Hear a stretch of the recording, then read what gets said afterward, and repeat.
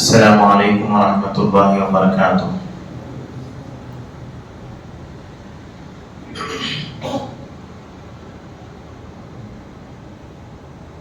الحمد للہ رب العالمین،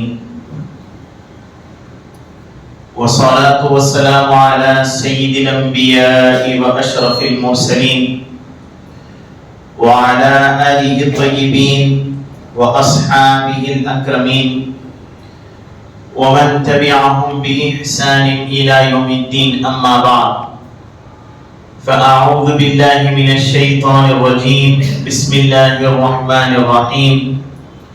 إن أول بيت وضع للناس للذي ببكة مباركا وهدى للعالمين فيه آيات بينات مقام إبراهيم ومن دخله كان آمنا ولله على الناس حج البيت من استطاع إليه سبيلا۔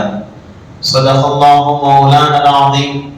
وقال تعالى: وإذ بوأنا لإبراهيم مكان البيت ألا تشرك بي شيئا وطهر بيتي للطائفين والقائمين والركع السجود وأذن في الناس بالحج يأتون رجالا وعلى كل ضامر يأتين من كل فج عميق۔ صدق الله مولانا العظيم۔ وقال تعالى في شأن حبيبه إجلالا وتكريما: إن الله وملائكته يصلون على النبي يا أيها الذين آمنوا صلوا عليه وسلموا تسليما۔ اللهم صل على سيدنا ونبينا ومولانا محمد وعلى آله وصحبه أفضل صلواتك وعدد معلوماتك وبارك وسلم۔ معزز و محترم سامعین کرام، اللہ رب العزت کا بے انتہا فضل و کرم ہے کہ اس نے ہم تمام کو نبی آخر الزمان جناب محمد رسول اللہ صلی اللہ علیہ وسلم کی امت میں پیدا فرمایا، اور دین اسلام جیسے کامل دین اور طرح طرح کی نعمتیں، سہولتیں، انعامات و نوازشات ہم تمام کو اللہ رب العزت نے عطا کیے ہیں۔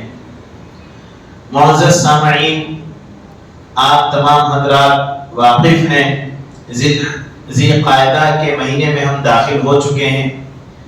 آنے والا مہینہ ذی الحجہ کا مہینہ ہے، جس میں حجاج کرام حج کے لیے تشریف لے جاتے ہیں، اور خطبہ مسنونہ میں بھی جو آیت مبارکہ تلاوت کرنے کا شرف حاصل کیا، اللہ رب العزت نے قرآن مجید میں حج کی فرضیت کو اور اس کی اہمیت کو اجاگر کیا ہے۔ ارشاد فرمایا: ان اول بیت وضع للناس للذی ببکہ مبارکا وہدی للعالمین۔ روئے زمین پر جو سب سے پہلا گھر تعمیر کیا گیا لوگوں کے لیے، وہ مکہ میں ہے۔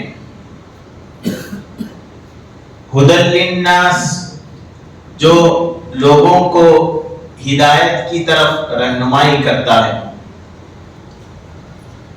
فیہ آیات بینات مقام ابراہیم، اس میں روشن نشانی ہے، مقام ابراہیم ہے۔ ومن دخلہ کان آمنا، جو کوئی شخص اس شہر میں، اس گھر میں داخل ہو جائے وہ امن و امان پا جاتا ہے۔ وَلِلَّهِ عَلَى النَّاسِ حِجُّ الْبَيْتِ مَنِ اسْتَطَاعَ إِلَيْهِ سَبِيلًا، اور جو زاد و راحلے کی استطاعت رکھتے ہیں ان پر اس گھر کا حج اللہ کے لیے، اللہ کی خاطر اس گھر کا حج ان پر فرض ہے۔ تو یہ آیت مبارکہ ہے جس میں حج کی فرضیت کو بیان کیا گیا ہے۔ آیت کے ابتدائی حصے میں اللہ رب العزت نے ارشاد فرمایا کہ بے شک روئے زمین پر سب سے پہلا گھر جو تعمیر کیا گیا وہ مکہ میں ہے۔ مفسرین کرام نے ارشاد فرمایا کہ عبادت کے اعتبار سے، بعض مفسرین نے فرمایا عبادت کے اعتبار سے جو سب سے پہلا گھر بنایا گیا وہ مسجد حرام میں یعنی خانہ کعبہ ہے۔ بعض مفسرین نے فرمایا مطلق روئے زمین پر سب سے پہلا گھر جو بنایا گیا، چاہے وہ عبادت کا ہو یا پھر دیواروں کا جو گھر ہوتا ہے رہائش کے لیے، مطلق گھر، وہ گھر خانہ کعبہ ہے، سب سے پہلا روئے زمین پر بنائے جانے والا گھر ہے۔ اور تاریخ کی کتابوں میں بھی یہ بات ملتی ہے، اس کا ثبوت ہم کو ملتا ہے کہ مکہ مکرمہ میں سب سے پہلا گھر جو بنایا گیا خانہ کعبہ، یہ روئے زمین کا سب سے پہلا گھر ہے۔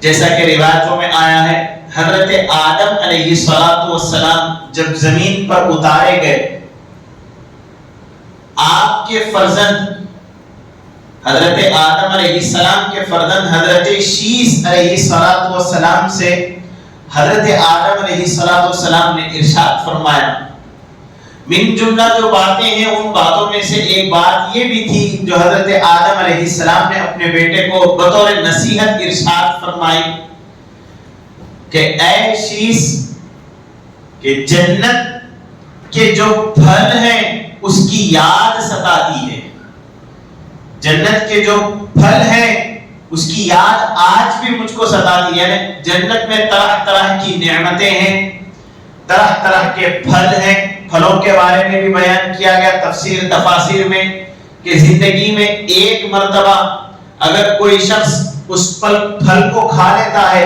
پھر دوبارہ کھاتا ہے تو پھر وہ مزہ جو پہلی مرتبہ کھایا وہ مزہ نہیں بلکہ مزے میں عمدگی آ جاتی ہے، پھر تیسری مرتبہ کھایا اور عمدگی آ جاتی ہے، پھر چوتھی مرتبہ کھایا اور مزے میں عمدگی آ جاتی ہے، تو ہر مرتبہ مزے میں اضافہ ہوتا جاتا ہے۔ یہ جنت کے پھلوں کی خصوصیت ہے۔ تو حضرت آدم علیہ السلام جو جنت میں ایک عرصے دراز تک رہے، زمین پر اتارے گئے، کئی ہزار سال تک گریوزاری کرتے رہے، زار و خطار روتے رہے، اپنے بیٹے حضرت شیث علیہ السلام کو جب بیان کر رہے ہیں تو انہوں نے یہ بات بتائی کہ میرے بیٹے جنت کے پھلوں کی یاد ستاتی ہے۔ اب علماء نے اس سے دو باتیں مراد لی ہے، ایک تو حقیقی پھل مراد ہے، دوسرا حقیقی پھل نہیں بلکہ مجازی معنی مراد ہے۔ مجازی معنی کیا ہے؟ پھل سے مراد اللہ رب العزت کی قربت خاص ہے۔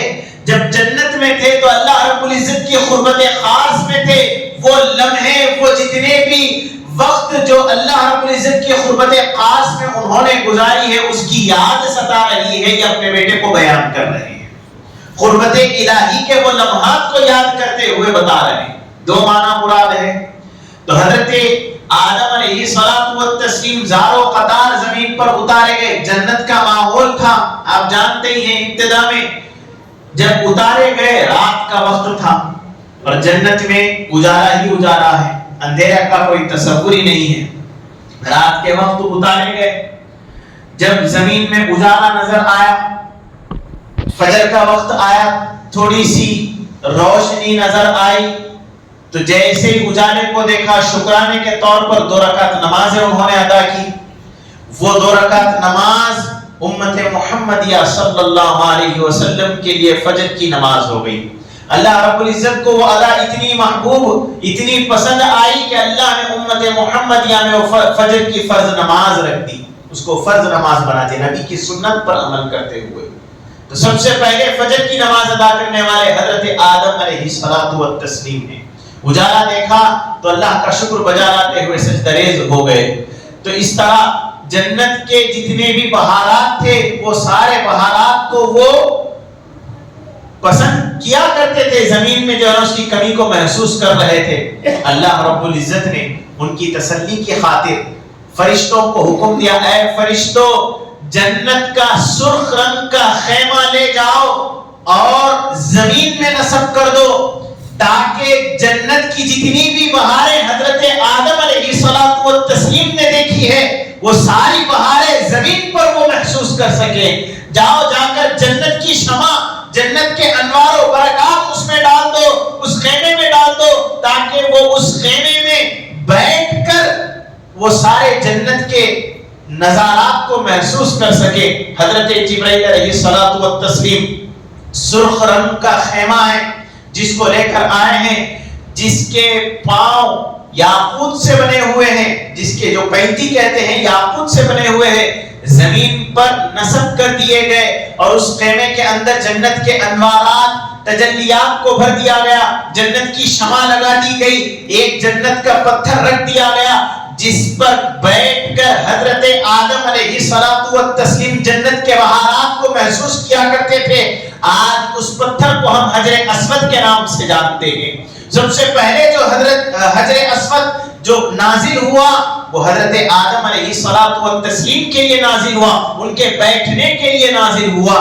وہ جو مقام جس مقام پر خیمہ فرشتوں نے نصب کیا وہ مقام بیت المعمور کے ٹھیک نیچے زمین پر جہاں آج خانہ کعبہ ہے وہاں پر فرشتوں نے اس کی بنیاد رکھی. سب سے پہلے تعمیر کیا ہوا گھر فرشتوں کی بنا، یعنی فرشتوں نے جس کی بنیاد رکھی وہ گھر خانہ کعبہ ہے.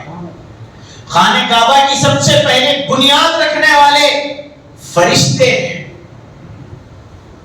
معمار کام کرنے والے میستریاں بھی جنت کے ہیں، میٹیریل بھی جنت کا استعمال کیا گیا، خیمہ بھی جنت کا ہے، روشنی بھی لگائی گئی ہے تو جنت کی روشنی ہے، نور جو رکھا گیا اس میں وہ بھی جنت کا ہے، اور رہنے والی ہستی بھی جنت کی ہے، حضرت آدم علیہ السلام جو جنت میں رہ کر آئے ہیں.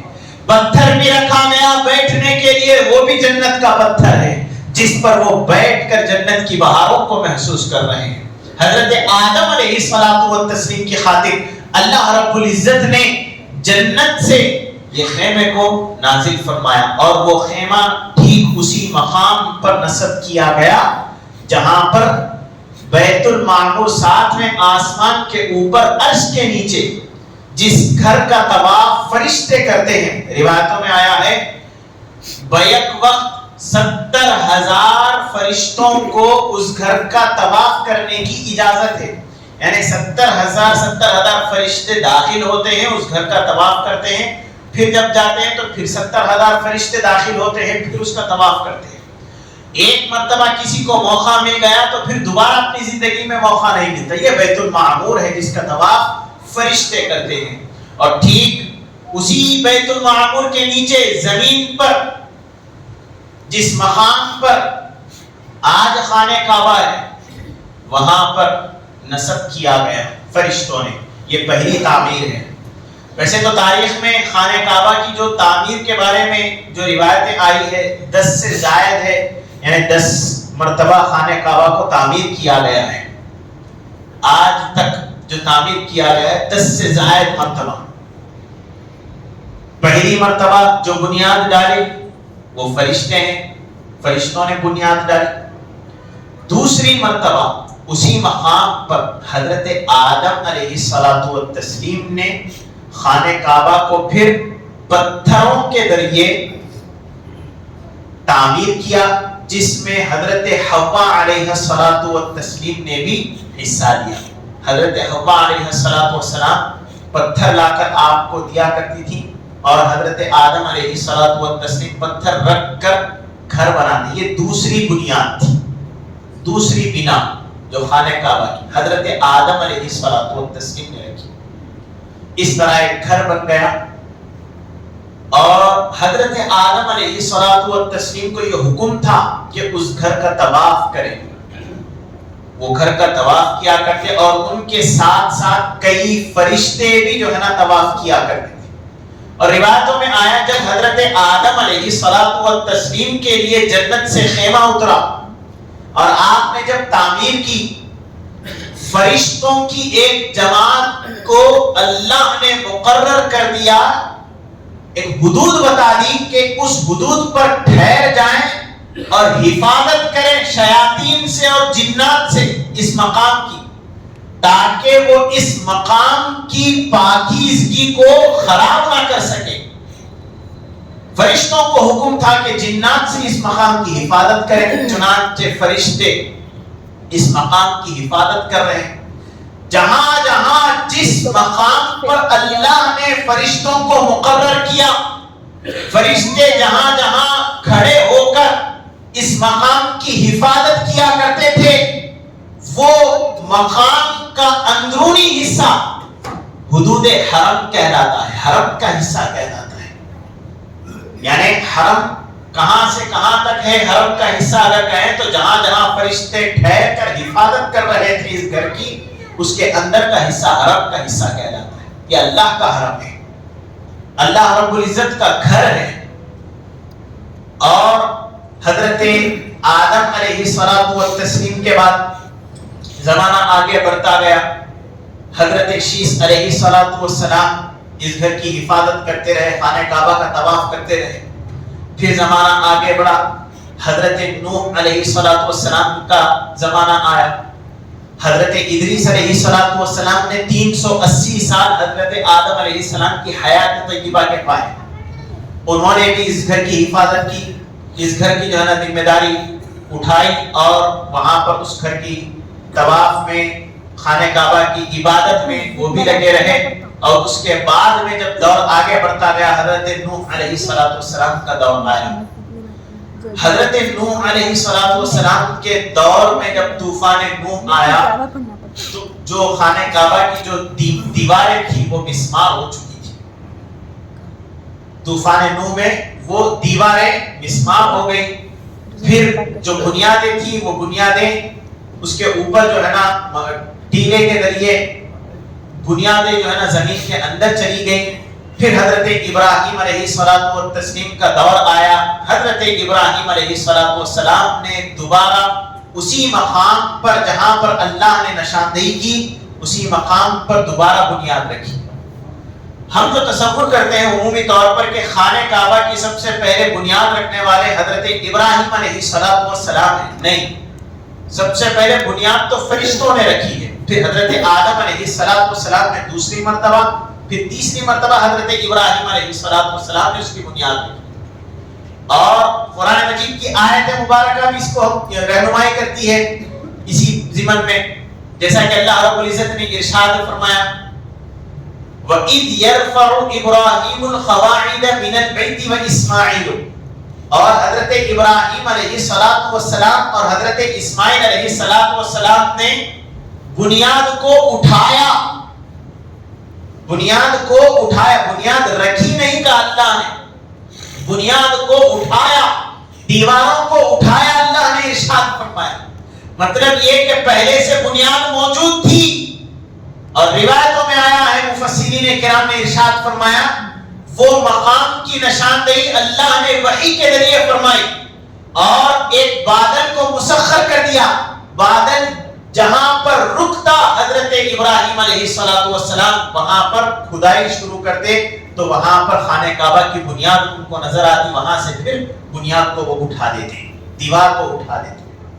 دوسری روایت میں آیا ہے بادل بیت المعمور جس شکل میں ہے اس کا سایہ زمین پر بادل اس طریقے کا سایہ بنا دیتا، اور وہاں پر حضرت ابراہیم علیہ الصلوۃ والسلام بنیاد کو وہاں پر کھودنے لگتے تو بنیاد وہاں پر نظر آتی، اور بنیاد کو جو ہے نا وہ اوپر اٹھا دیتے۔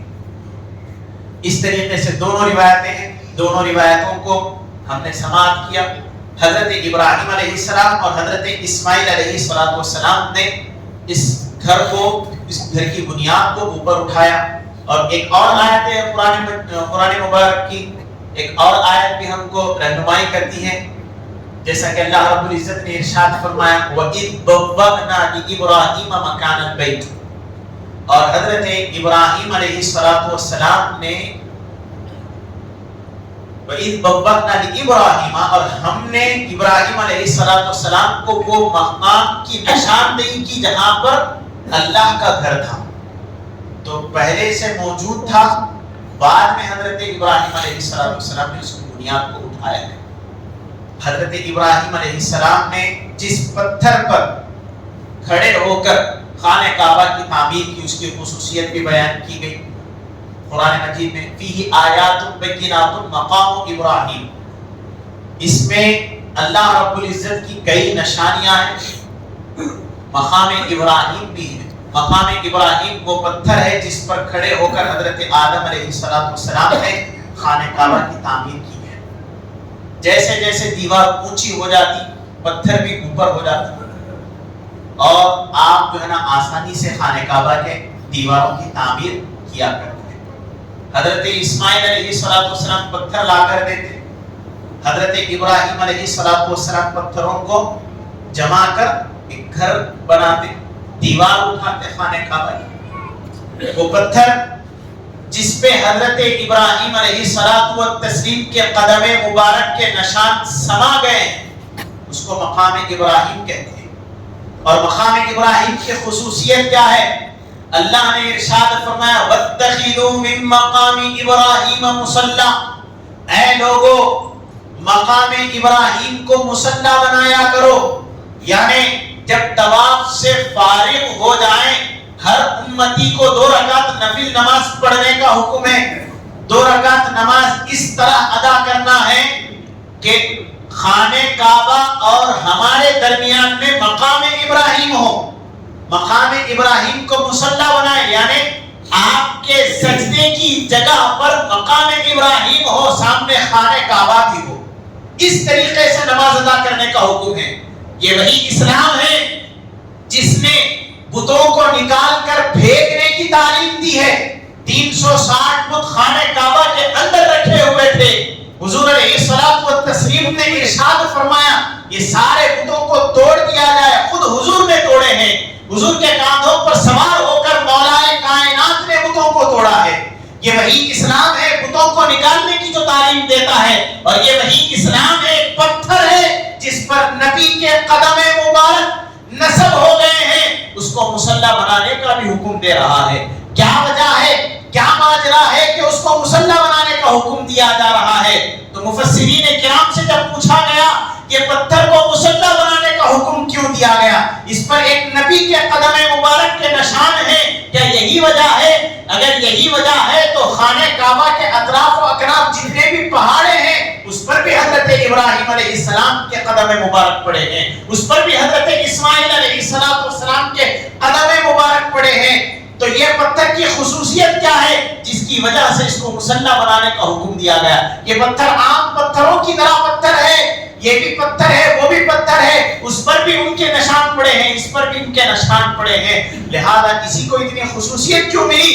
تو اس کی وجہ مفسرین کرام بیان فرماتے ہیں کہ جس وقت حضرت ابراہیم علیہ السلام خانہ کعبہ کی تعمیر فرما رہے تھے، وہ جب دوران تعمیر اس پتھر پر کھڑے ہو کر یہ دعا کر رہے تھے کہ دعا کیا ہے؟ دعا قرآن مجید میں اللہ رب العزت نے بیان فرمائی ہے، ربنا تقبل منا انک انت السمیع العلیم، اے میرے پروردگار یہ جو اجرت ہے، یہ جو مزدوری ہے، ہماری مزدوری کو تو قبول فرما۔ اور پھر آگے ارشاد فرماتے ہیں دعا میں ربنا وابعث فیہم رسولا منہم یتلو علیہم آیاتی، اے میرے پروردگار یہاں پر جو لوگ آباد ہوں گے انہی میں سے ایک رسول کو ان کی ذریت میں سے پیدا فرما، یعنی حضور علیہ الصلوۃ والتسلیم کو ان کی ذریت میں پیدا فرما۔ یہ جو دعا اس پتھر پر کھڑے ہو کر حضرت ابراہیم علیہ السلام نے مانگی، اللہ رب العزت کو یہ دعا محبوب نظر آئی، ارشاد فرمایا جس ہستی کی خاطر ساری کائنات کو پیدا کیا گیا ہے اس ہستی کی آمد اسی شہر میں ہونے والی ہے، اور جس کی دعا حضرت ابراہیم علیہ السلام نے جس پتھر پر کھڑے ہو کر مانگی ہے یہ معمولی پتھر نہیں، لہذا اس کو مصلی بنایا جائے، اس کے سامنے نماز ادا کی جائے، کیونکہ نبی آخر الزمان جناب محمد رسول اللہ صلی اللہ علیہ وسلم کی آمد کی دعا اس پتھر پر کھڑے ہو کر مانگی گئی ہے، اسی لیے اس کو مصلی بنایا جائے۔ حضرت ابراہیم علیہ السلام نے اب دیکھیے جب آپ نے یہ دعا مانگی، اللہ کے گھر جو بھی تشریف لے جاتا ہے، ارشاد فرمایا قرآن مجید میں اللہ رب العزت نے وَطَهِّرْ بَيْتِيَ لِلطَّائِفِينَ وَالْعَاكِفِينَ وَالرُّكَّعِ السُّجُودِ، اے ابراہیم علیہ السلام اس گھر کو پاک اور صاف کر دے. طاہر یعنی پاک کر دے، صاف کر دے. کیوں؟ اللہ کا گھر ہے اس لیے پاک کر دے. اپنا جب گھر ہوتا ہے ہم اس کو صاف رکھتے ہیں، شفاف رکھتے ہیں، خود کے لیے رکھتے ہیں تاکہ ہم اچھی جگہ رہیں، پاکی کی جگہ رہیں، صاف صفائی اختیار کریں. لیکن اللہ نے اس لیے نہیں فرمایا کہ یہ میرا گھر ہے اسی لیے اس کو صاف رکھا جائے. نہیں، اس کو صاف اس لیے رکھا جائے جب یہ میرا گھر بن گیا تو پھر میرے گھر کو آنے والے جتنے بھی مہمان ہیں ان مہمانوں کے لیے اس کو صاف رکھا جائے، ان کی خاطر اس کو پاک کر دیا جائے. اللہ نے ارشاد فرمایا وَطَهِّرْ بَيْتِيَ لِلطَّائِفِينَ، طواف کرنے والوں کے لیے صاف کر دیا جائے، پاک اور صاف کیا جائے طواف کرنے والوں کے لیے. وَالْعَاكِفِينَ، اعتکاف کرنے والوں کے لیے پاک اور صاف کر دیا جائے.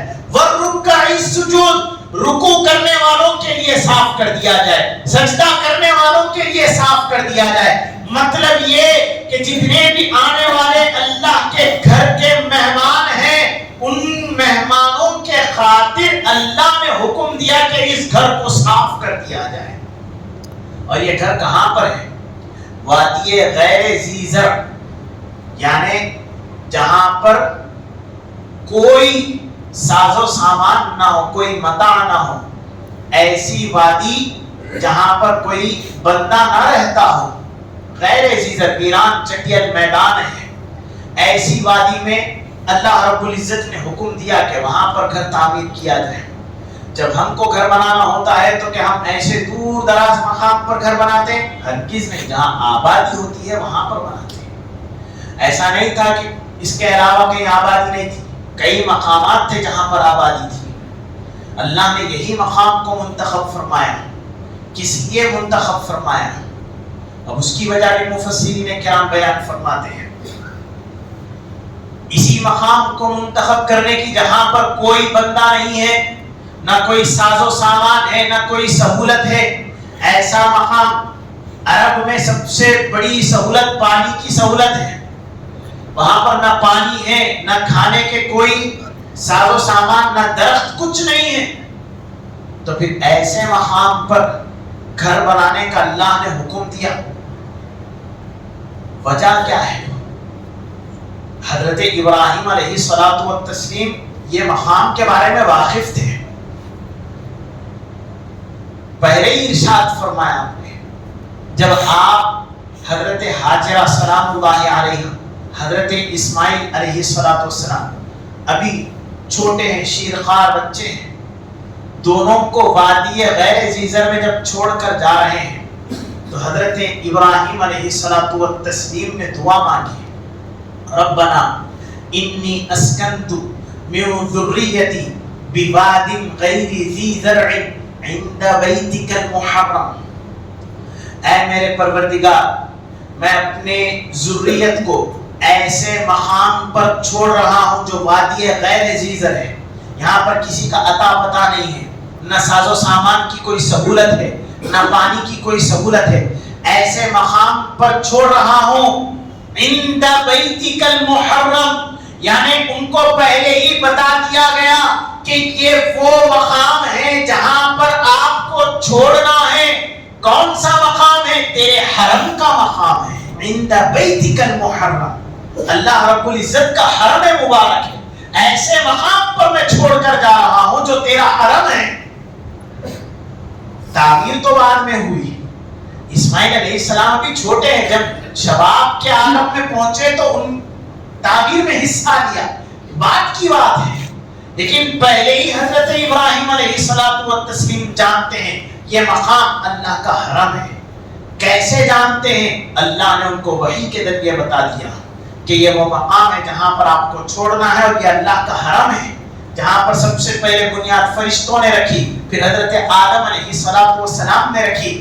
یہ وہ مقام ہے جہاں پر ایک عرصے دراز سے کوئی نہیں رہتا، نہ یہاں پر آبادی ہے، نہ پانی کی سہولت ہے، کچھ نہیں ہے، پھر بھی ایسے مقام پر اللہ نے اپنے حرم کو تعمیر کر رہا ہے؟ کیا ماجرا ہے؟ کیا وجہ ہے؟ اگر کوئی بندہ ایسے مقام پر گھر بنائے جہاں کوئی نہیں رہتا، کوئی سہولت ہی نہیں ہے، تو پھر وہ زیادہ دن وہاں نہیں رہ سکتا۔ اللہ نے حکم دیا حضرت ابراہیم علیہ السلام کو، آپ گھر بنا دیے، ٹھیک ہے، اب ارشاد فرمایا وَأَذِّن فِي النَّاسِ بِالْحَجِّ يَأْتُوكَ رِجَالًا وَعَلَى كُلِّ ضَامِرٍ يَأْتِينَ مِن كُلِّ فَجٍّ عَمِيقٍ۔ اے ابراہیم علیہ السلام، اب کھڑے ہو جاؤ اور اذان دو، ندا دو، لوگوں کو اس گھر کے حج کے لیے بلاؤ۔ ایسا مقام جہاں کوئی نہیں رہتا، حضرت ابراہیم علیہ السلام کی آواز کہاں تک جائے گی؟ حضرت ابراہیم علیہ السلام نے عرض کیا، مولا میں آواز دوں گا لیکن سننے والا کوئی نہیں ہے، آواز دوں تو سننے والا کوئی نہیں ہے۔ تو اللہ نے ارشاد فرمایا، اے ابراہیم، اذان دینا آپ کا کام ہے، اذان کا پہنچانا ہمارا کام ہے۔ لوگوں کے کانوں تک ہم پہنچا دیں گے، آپ اذان دیں، نتیجہ یہ نکلے گا یتو کا رجالا، دور دراز مقام سے لوگ آئیں گے، پیدل چلتے ہوئے بھی آئیں گے، سواری پر سوار ہو کر بھی لوگ آئیں گے، حتیٰ کہ قرآن میں یہ بھی کہا گیا من کل فج عمیق، دور دراز مقام سے لوگ پتلی اونٹنیوں پر چلتے ہوئے آئیں گے، سوار ہو کر بھی آئیں گے، پیدل بھی آئیں گے۔ ایک استعارہ ہے، اشارہ ہے، اللہ رب العزت نے پتلی اونٹنیوں کو اس لیے استعمال کیا کہ وہ حضرات جو مالدار ہیں، جو فربا اونٹوں پر سوار ہوتے ہیں، وہ بھی آئیں گے، لیکن اکثریت ان حضرات کی ہوگی جو متوسط درجے کے ہوں گے، جن کے پاس نہ زیادہ مال و دولت ہوگی نہ بالکل کم مال و دولت ہوگی، متوسط درجے کے ہوں گے، لہذا وہ پتلی اونٹنیوں پر آئیں گے، مطلب متوسط درجے کی سواری پر کیوں نہ ہو، ایسے حضرات بھی آئیں گے، ایسے حضرات کی تعداد بہت زیادہ ہوگی، لہذا وہ بھی اس مقام پر آئیں گے اور حج کے لیے آئیں گے۔ حضرت ابراہیم علیہ السلام نے اذان دی، یہ کہ بعد دیگر لوگ آتے گئے۔ اب اس مقام کو اللہ نے آباد کر دیا۔ آباد کرنے کی وجہ کیا ہے؟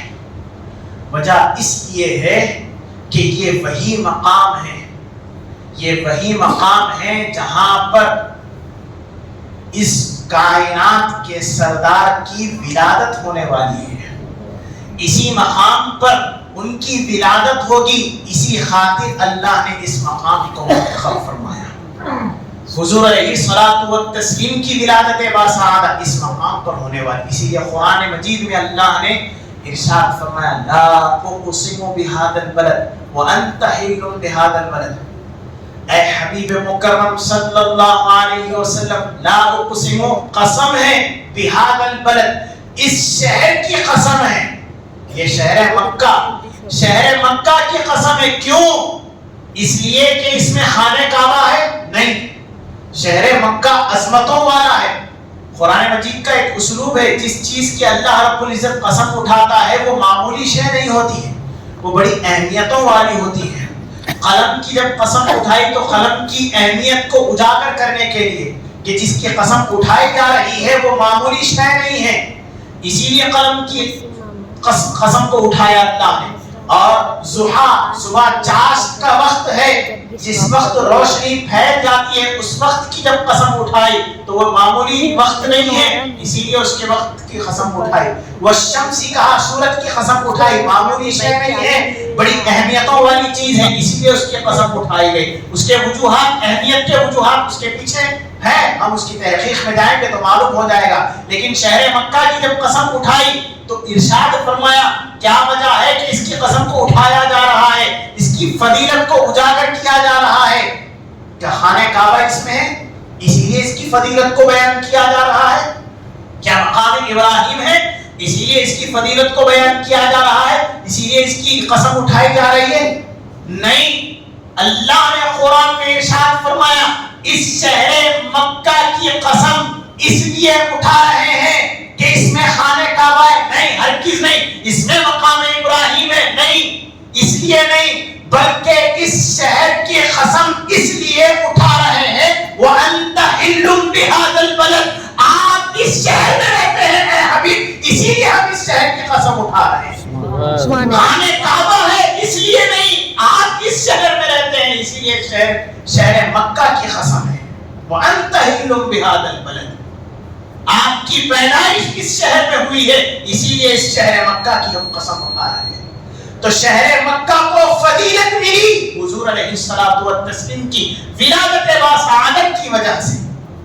تو یہ وہ مقام ہے جس کو اللہ نے منتخب فرمایا اور بیت المعمور کے ٹھیک نیچے رکھا، اسی مقام کو رکھا جہاں پر نبی آخر الزمان جناب محمد رسول اللہ صلی اللہ علیہ وسلم کی ولادت باسعادت ہونا مقصود تھی۔ اسی مقام کو خانہ کعبہ بنایا، اسی مقام کو بیت المعمور کے نیچے رکھا، اسی مقام کو وادی غیر ذی زر ہونے کے باوجود اللہ نے ایسا آباد کر دیا۔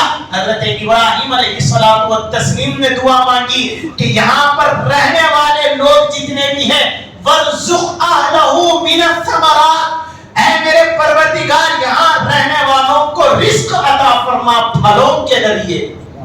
اب آپ دیکھتے ہیں وہاں پر کوئی پھل نہیں اگتا، نہ موز اگتا ہے، نہ سیب اگتا ہے، کچھ نہیں۔ ایسا مقام ہے، پہاڑی علاقہ ہے، سوائے زمزم کے کنویں کے زمین میں پانی نہیں ہے۔ ایسے مقام پر کوئی پھل نہیں اگتا، لیکن دنیا کا ہر پھل وہاں پر ملتا ہے، ہر پھل ملتا ہے۔ اہل مکہ ہر پھل سے مستفید ہوتے ہیں۔ کیوں؟ وجہ کیا ہے؟ وجہ یہ ہے کہ حضرت ابراہیم علیہ السلام نے دعا مانگی، مولا یہاں کے رہنے والوں کو پھلوں سے سیراب فرما۔ ہر پھل وہاں پر ملتا ہے، ہر رزق وہاں پر ملتا ہے۔ ایسا مقام جہاں پر کوئی رہنا پسند نہیں کرتا، مطلب سہولتیں نہیں ہیں، اسی لیے عرب کے لوگ خانہ بدوش تھے، یعنی ایک مقام پر نہیں رہتے، جب تک اس مقام پر سہولت ہے اس مقام پر رہتے۔ شفٹنگ کلٹیویشن جس کو کہتے ہیں، وہاں کے جتنے بھی لوازمات تھے اس کو استعمال کر لیا، اب سہولت نہیں ہے، مقام کو چھوڑ دیا، دوسرے مقام پر چلے گئے، وہاں پر خیمے ڈال کر وہاں رہ گئے، وہاں پر جو سہولتیں تھی اس کو استعمال کر لیا، اب وہاں پر کوئی سہولت نہیں ہے، پھر اس مقام کو چھوڑ دیا۔ ایک مستقل مقام نہیں تھا، خانہ بدوش تھے۔ سب سے بڑی سہولت پانی کی سہولت تھی، لوگ یہاں پر آئے، آ کر رہیں، آبادی بڑھے تو سب سے پہلے پانی کی سہولت کو فراہم کرنا تھا۔ اللہ نے آبادی کو بڑھانے کے لیے حضرت اسماعیل علیہ الصلوۃ والتسلیم کے ذریعے معجزہ صادر کیا۔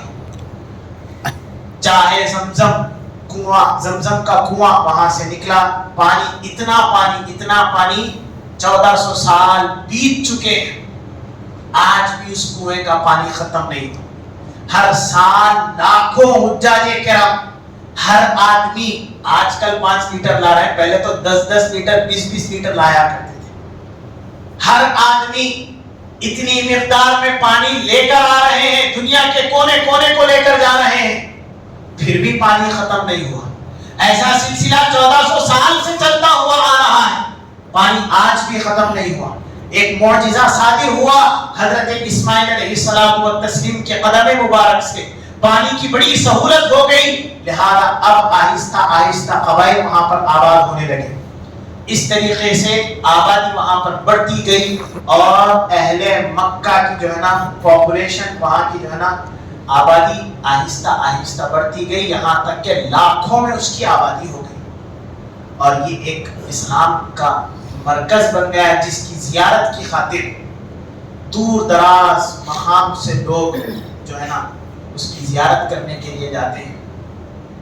اور مزید باتیں بھی ہے، انشاءاللہ تعالی آئندہ جمعہ ہم اس کو شامل کریں گے۔ اسی پر اکتفا کرتے ہیں۔ وصلی اللہ تعالی علی خیر خلقہ سیدنا محمد وآلہ وصحبہ اجمعین والحمد للہ رب العالمین۔ جو حضرات سنت ادا نہیں کہ حضرات سنت ادا کریں۔